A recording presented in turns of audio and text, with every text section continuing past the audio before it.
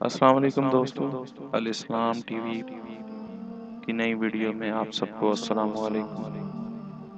دوستو، ہارون رشید کا ایک بیٹا تھا جس کی عمر تقریباً 16 سال تھی اور وہ بہت کثرت سے زاہدوں اور بزرگوں کی مجلس میں جایا کرتا اور اکثر قبرستان چلا جاتا۔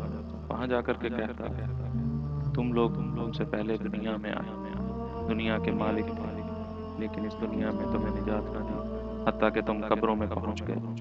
کاش مجھے کسی طرح خبر ہوتی کہ تم پر کیا گزر رہی ہے اور تم سے کیا کیا سوال و جواب ہوئے ہیں۔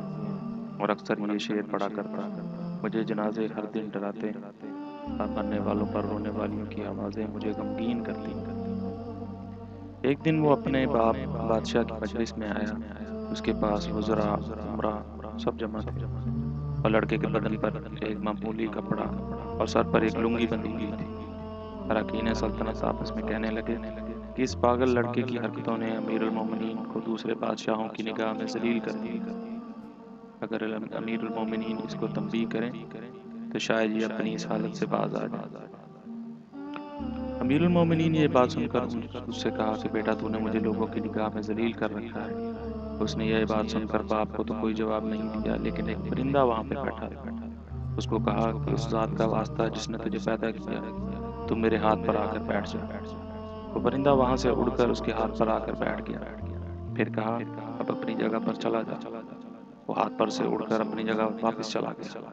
اس کے بعد اس نے عرض کیا کہ ابا جان، اصل میں آپ دنیا سے جو محبت کر رہے ہیں اس نے مجھے رسوا کر رکھا ہے۔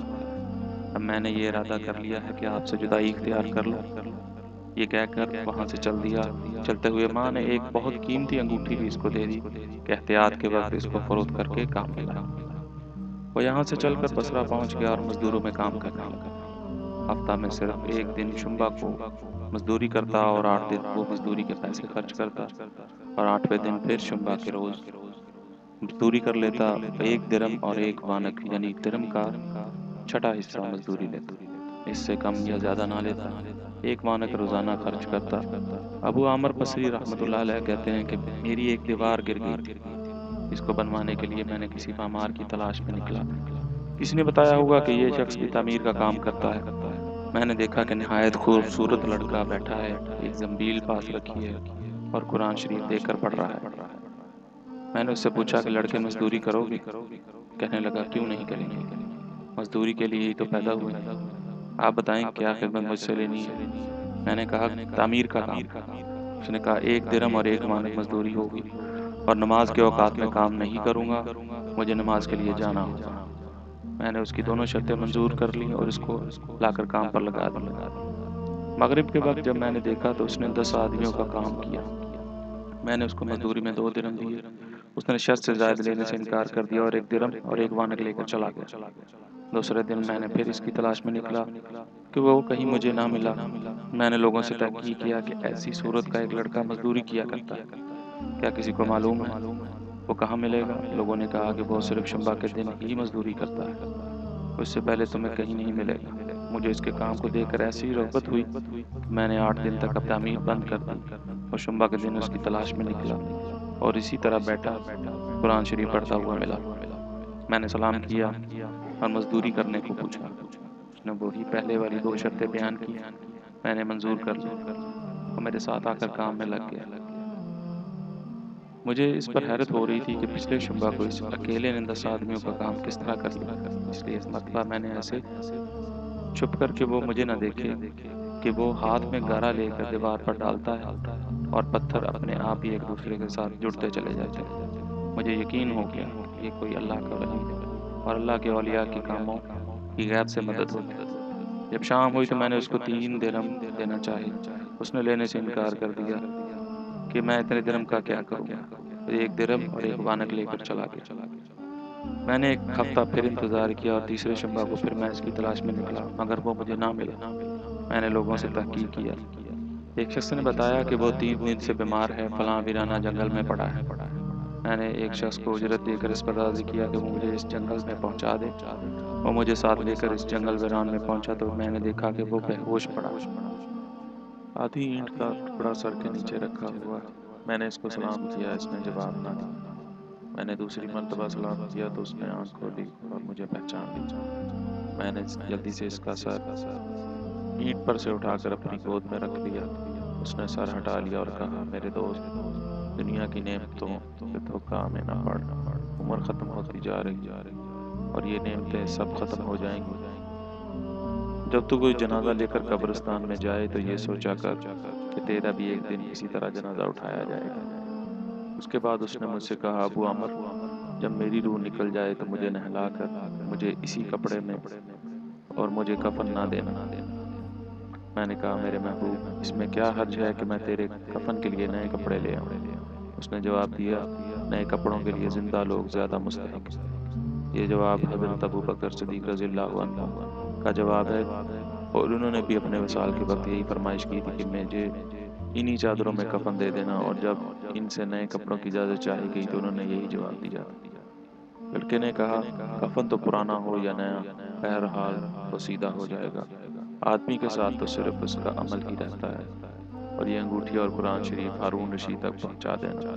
اس کا خیال رکھنا کہ خود انہی کے ہاتھ میں دینا، اور یہ کہہ دینا کہ یہ پردیسی لڑکے کی یہ میرے پاس امانت ہے، اور یہ آپ سے یہ کہہ کے گیا ہے کہ ایسا نہ ہو کہ اسی غفلت اور دھوکہ کی حالت میں آپ کو موت آ جائے، اور یہ کہہ کر اس کی روح نکل گئی۔ اس وقت مجھے معلوم ہوا کہ یہ لڑکا شہزادہ ہے۔ اس کے انتقال کے بعد اس کی وصیت کے مطابق میں نے اس کو کفن دیا اور قرآن پاک اور انگوٹھی لے کر بغداد پہنچا، اور قصر شاہی کے قریب پہنچا تو بادشاہ کی سواری نکل رہی تھی۔ میں ایک اونچی جگہ کھڑا ہو گیا۔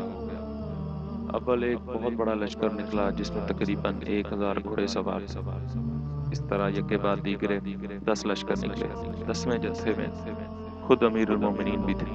میں نے انہیں زور سے آواز دے کر کہا، اے امیر المومنین، آپ کو حضور اقدس صلی اللہ علیہ وسلم کی قرابت داری کا واسطہ، ذرا سا توقف کر لیجیے۔ میری آواز پر انہوں نے مجھے دیکھا۔ میں نے جلدی سے آگے سے بڑھ کے کہا کہ میرے پاس ایک پردیسی لڑکے کی یہ امانت ہے جس نے مجھے یہ وصیت کی تھی کہ یہ دونوں چیزیں آپ تک پہنچا دوں۔ بادشاہ نے ان کو دیکھ کر پہچان لیا۔ تھوڑی دیر سر جھکایا، ان کی آنکھوں میں آنسو جاری ہو گئے، اور ایک دربان سے کہا، اس آدمی کو اپنے ساتھ رکھو، جب میں واپسی پر بلاؤں تو میرے پاس پہنچا دینا۔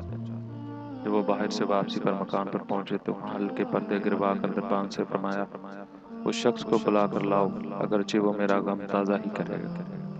دربان میرے پاس آیا اور کہنے لگا، امیر المومنین نے بلایا ہے، اور اس کا خیال رکھنا کہ امیر پر صدمہ کا بہت اثر ہے۔ اگر تم 10 باتیں کرنا چاہتے ہو تو 5 پہ ہی اکتفا کرنا۔ یہ کہہ کر وہ مجھے امیر کے پاس لے گیا۔ اس وقت امیر بالکل تنہا بیٹھے تھے۔ مجھ سے فرمایا کہ میرے قریب آ جاؤ۔ میں قریب جا کر بیٹھ گیا۔ کہنے لگے، تم میرے اس بیٹے کو جانتے ہو؟ میں نے کہا، جی ہاں، میں ان کو جانتا ہوں۔ کہنے لگے، وہ کیا کام کرتا تھا؟ میں نے کہا، گارے مٹی کی مزدوری کرتے۔ کہنے لگے، تم نے بھی مزدوری پر کوئی کام اس سے کروایا تھا؟ میں نے کہا، ہاں، کروایا تھا۔ کہنے لگے، تمہیں اس کا خیال نہ آیا کہ حضور اقدس صلی اللہ علیہ وسلم سے قرابت تھی، کہ یہ حضرات حضور صلی اللہ علیہ وسلم کے چچا حضرت عباس رضی اللہ عنہ کی اولاد ہے؟ میں نے کہا، امیر المومنین، پہلے اللہ جل شانہ سے معذرت چاہتا ہوں، اور اس کے بعد آپ سے عذر خواہ ہوں کہ مجھے اس وقت اس کا علم نہ تھا کہ یہ کون ہے۔ مجھے ان کے انتقال کے وقت ان کا حال معلوم ہوا۔ کہنے لگے، تم نے اپنے ہاتھ سے اس کو غسل دیا؟ میں نے کہا، جی ہاں۔ کہنے لگے، اپنے ہاتھ لاؤ۔